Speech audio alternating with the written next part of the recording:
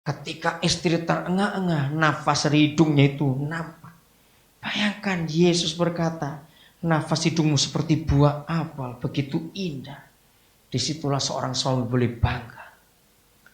Saudara, jangan menganggap seks itu tabu dan tidak kudus. Salah. Seks itu kudus karena seks itu dari Tuhan. Seks itu kudus karena seks itu Yesus sendiri. Seks jadi tidak kudus ketika kita berzina. Dengarkan ini. Sampai sedalam ini Tuhan mau kita mengerti hati. Apa bodohnya seorang suami? Saya berharap tidak akan ketemu suami lebih bodoh dari itu, cukup satu kali buat saya. Jadi waktu terbuka, baru suaminya istrinya ngaku, iya. Selama kami menikah, saya belum pernah mengalami kepuasan, kata orgasme itu. Dengan polosnya merasa tidak salah suami ini, saya pengen jitak aja nih suami waktu itu. Sayang saya masih segan. Dia kata begini, anak mereka sudah 4 saudara. Terus ngomong gini, hah? Jadi selama ini kamu nggak pernah merasa puas, kok bisa punya anak? Oh goblok betul laki-laki ini ngomong. Dengarkan laki-laki, seorang istri nggak perlu harus mencapai orgasme baru dia bisa punya anak. Ketika sperma kita taburkan di rahim, pembuahan bisa terjadi. Maka itu apabila gereja tidak pernah melakukan hubungan intim dengan Yesus, gereja itu pasti mandul. Bagaimana bisa punya anak? Enggak pernah menikmati seks yang benar dengan Yesus Tuhannya. Maka itu sering-sering perjamuan. Kalau kita baca Kisah Rasul, saudara, gereja mula-mula itu perjamuannya tiap hari. Maka itu kenapa gereja Katolik pakai itu tiap saat misa mereka perjamuan kudus. Tapi sayang, perjamuan kudus jadi tradisi. Seharusnya makin sering kita perjamuan kudus, kita ini beranaknya lebih cepat dari kelinci. Percayalah itu, saudara. Kok nggak ada yang amin? Ngerti maksudnya? Karena kita berhubungan intim dengan Yesus, lewat tubuh dan darahnya ditanamkan dalam rahim gereja. Seharusnya anak-anak rohani, pertambahan jumlah orang percaya itu cepat. Bukan bina gereja ya, bukan bina gereja. Tapi dari orang yang belum percaya sampai percaya Yesus. Karena hubungan intim. Luar biasa. Ayat 9. Lihat cara penulisannya bagus. Kalimat pertama ayat 9 diberi spasi dengan kalimat yang kedua. Karena kalimat pertama ayat 9 itu masih dalam hubungan suami istri ketika istri terengah-engah. Kata-katamu manis bagaikan anggur. Roh Kudus tolong kami untuk mengerti dengan jelas dalam nama Yesus tanpa pikiran cabul. Dalam nama Yesus Tuhan jagai terus. Maafkan saya, tapi inilah kebenaran. Ketika seorang suami melihat dan tahu istrinya mencapai kepuasan, maka mendengar kata-kata istrinya dalam kenikmatan itu, seorang suami akan menikmati kata-kata manis dari mulut istrinya bagaikan anggur. Ngerti ini, saudara? Semua yang sudah menikah pasti mengerti ayat ini. Maka itu kenapa suatu kali Daud bermazmur. Dan kita nyanyikan Mazmur Daud itu jadi lagu yang indah. Biarlah manis kau dengar.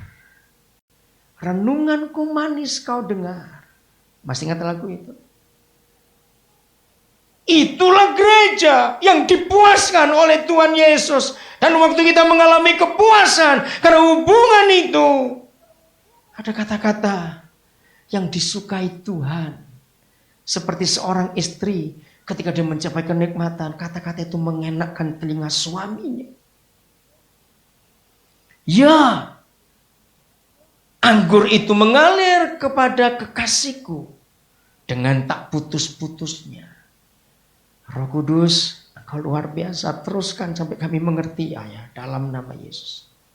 Melimpah ke bibir orang-orang yang sedang tidur. Saudara lihat, ciuman suami istri Tuhan mengakui hubungan intim kita dengan Dia itu menyukakan hatinya. Dan Tuhan senang ketika air liur kita menjadi anggur seperti anggur bagi Dia. Hebat sekali Tuhan ini menggambarkan hubungan ini. Saya ingin mengajak saudara membaca bersama-sama ayat 10. Dua orang itu saling mengakui. Sudah? 1, 2, 3. Kepunyaan kekasihku, aku, kepadaku gairahnya tertuju. Yesus Tuhan mengatakan ini kepada kita. Kepunyaan kekasihku, aku ini kepunyaan kekasihku. Yesus berkata kepada dunia, dengar. Aku ini punya kekasihku, itu gerejaku, itu memiliki aku. Begitu pula kita pun punya hak untuk berkata, kepunyaanku juga tubuhku bagi kekasihku. Kepadaku gairahnya tertuju. Saudara, ini gak bicara doa pagi, doa malam di menara doa, doa puasa. Tidak. Itu lebih daripada doa puasa, lebih daripada doa malam, lebih daripada doa di menara doa. Katakan amin. Sebab ketika kita menemukan hubungan intim dengan Yesus, itu lebih daripada segala-galanya. Seringkali doa-doa kita, saudara, hanya berisi perintah dan laporan kepada surga. Ayo jujur.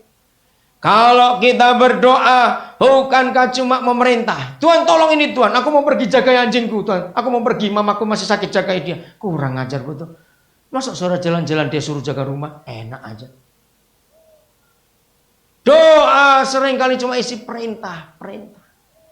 Setelah habis kita perintah semuanya, jaga Tuhan supaya enggak kebakaran rumahku. Jaga Tuhan supaya ini semua, jaga semua. Habis juga, lihat habis merintah. Tuhan tolong dong Tuhan. Minta lagi. Kapan kita pernah hubungan intim? Kalau cuma doa-doa harian, doa-doa agama, minta lapor-lapor, minta lapor-lapor, minta perintah. Terus begitu saja. Maka itu kita belum Kristen kalau kita tidak mengerti kebenaran ini. Ayat 11. Mari. Wah, dengan manja, dengan mesra. Mari. Kekasihku, kita pergi ke padang. Bermalam di antara bunga-bunga pacar. Mari.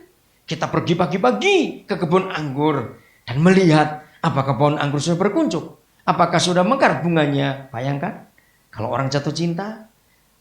Ke padang yang indah, ke taman bunga yang indah, ke kebun buah yang indah. Oh, bangun pagi, pergi berdua. Itu Yesus dengan kita. Apakah sudah mekar bunganya? Apakah pohon-pohon delima sudah berbunga? Ayo kita baca kalimat terakhir ayat 12 ini. Yang kuatnya suaranya 1, 2, 3. Di sanalah aku akan memberikan cintaku kepadamu.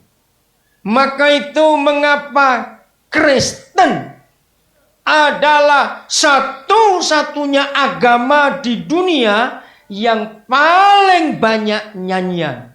Tidak ada agama apapun di dunia sehebat Kristen yang nyanyinya paling banyak. Kalau toh yang lain ada itu baru niru akhir-akhir ini saja. Betul enggak saudara? Dulunya tidak pakai mereka. Itu cuma niru kita. Sekarang mereka sudah punya album-album rohani mereka. Itu cuma niru dulu, enggak ada.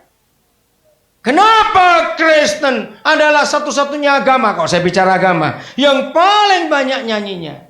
Sebab jatuh cinta itu paling mudah ekspresinya nyanyi, saudara. Betul?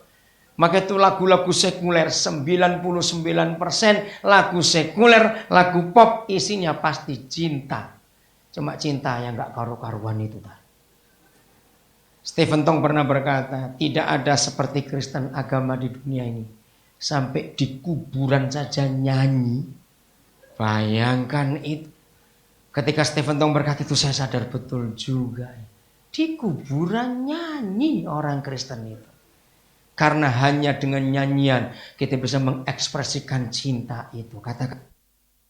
Ketika Yesus mengajak kita bangun pagi, pergi ke padang, pergi ke kebun bunga, pergi ke kebun buah.